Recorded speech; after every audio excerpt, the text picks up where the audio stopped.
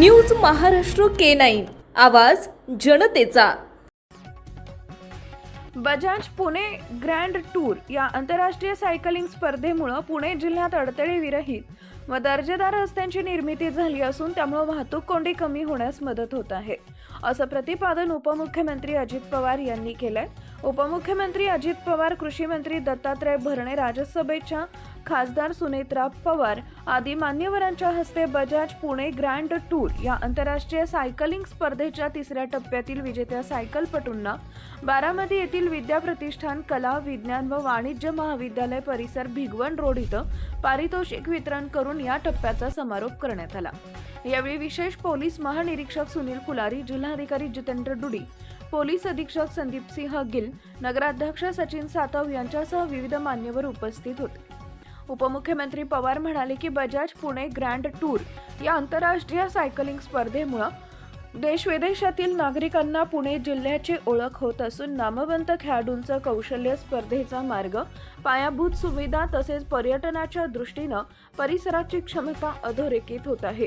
नवोदित खेळाडूंना प्रेरणा मिळावी, त्यांच्यात खेळाडू वृत्ती व स्पर्धात्मकता वाढावी या उद्देशानं ही स्पर्धा आयोजित करण्यात आली आहे। राज्याचे मुख्यमंत्री देवेंद्र फडणवीस यांच्या हस्ते पुणे इथं या स्पर्धेचं उद्घाटन करण्यात आले होते।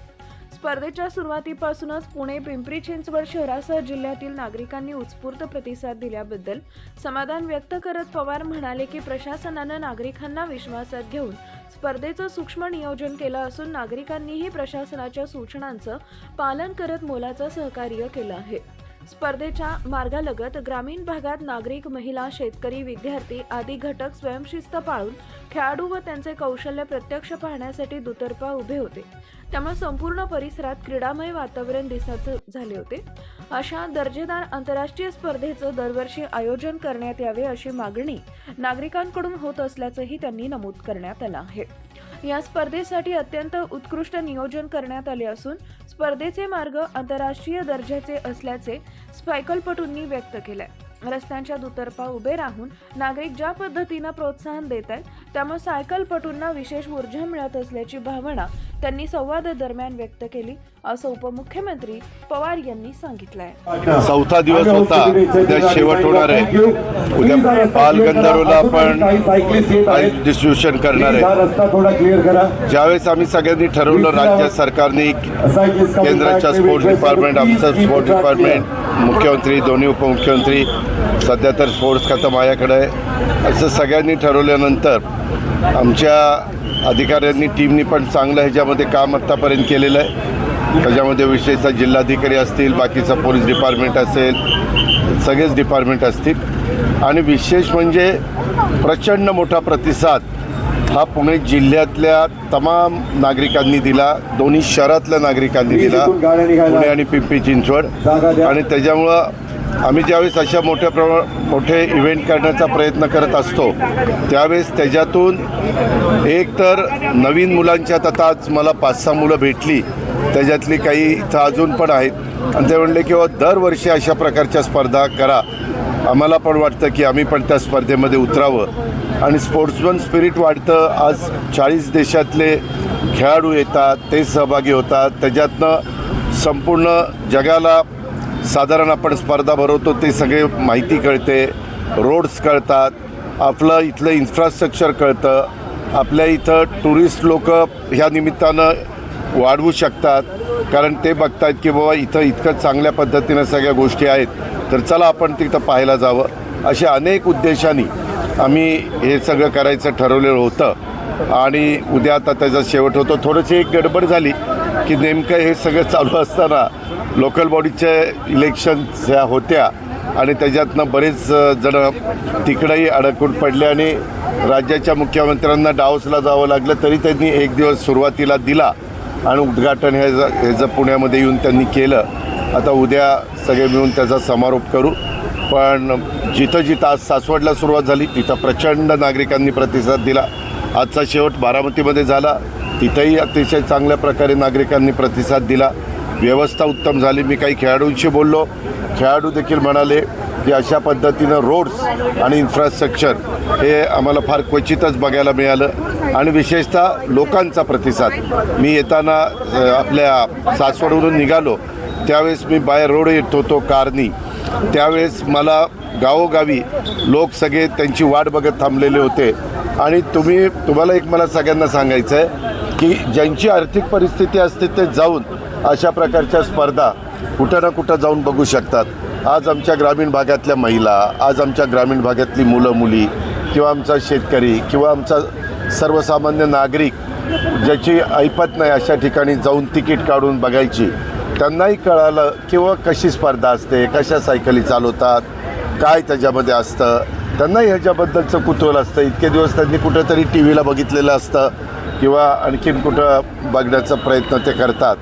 पण ह्याच्यातून एक क्रीडामय वातावरण सगळ्या परिसरामध्ये होऊन जातं आणि त्याच उद्देशाने सर्वांनी त्याच्यात सहभाग घेतला. स्पॉन्सरशिप चांगल्या मिळाल्या, बजाज असेल किंवा सिरम असेल किंवा पंचशील असेल, अशा बऱ्याच मला म्हणजे आपल्या रुबी हॉस्पिटलनी पण सगळी हे जी प्राथमिक उपचाराची व्यवस्था त्यांनी केलेली होती.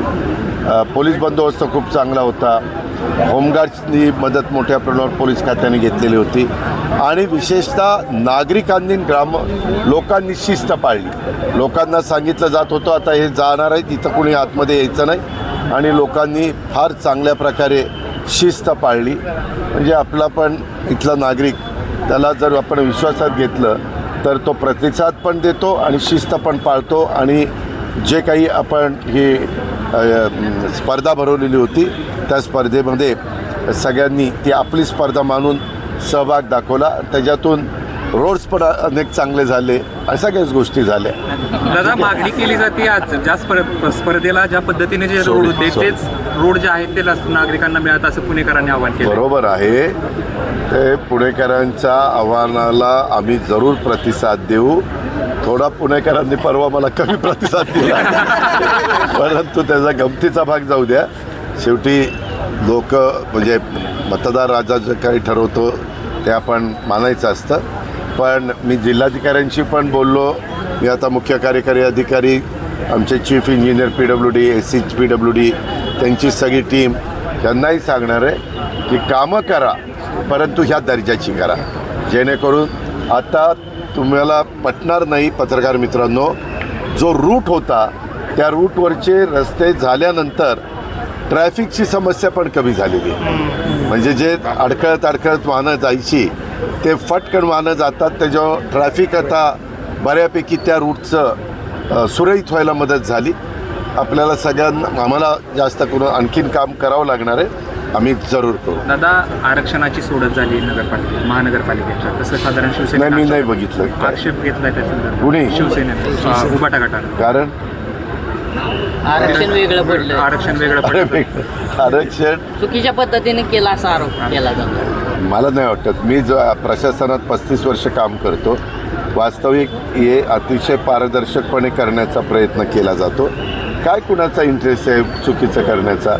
आरक्षणामध्ये वेगवेगळ्या घटकाला तिथं प्रतिनिधित्व मिळालं पाहिजे म्हणूनही आपण आरक्षण टाकलं आहे. शेवटी सगळ्या समाजांना वाटलं पाहिजे की आम्हाला पण तिथं संधी मिळती आणि हेच शिवशाहू फुले आंबेडकरांची विचारधारा आहे आणि तेच डॉक्टर बाबासाहेब आंबेडकरांच्या संविधानाचा आदर करून आपण त्याला रिस्पेक्ट देत असतो आणि पुढं जात असतो.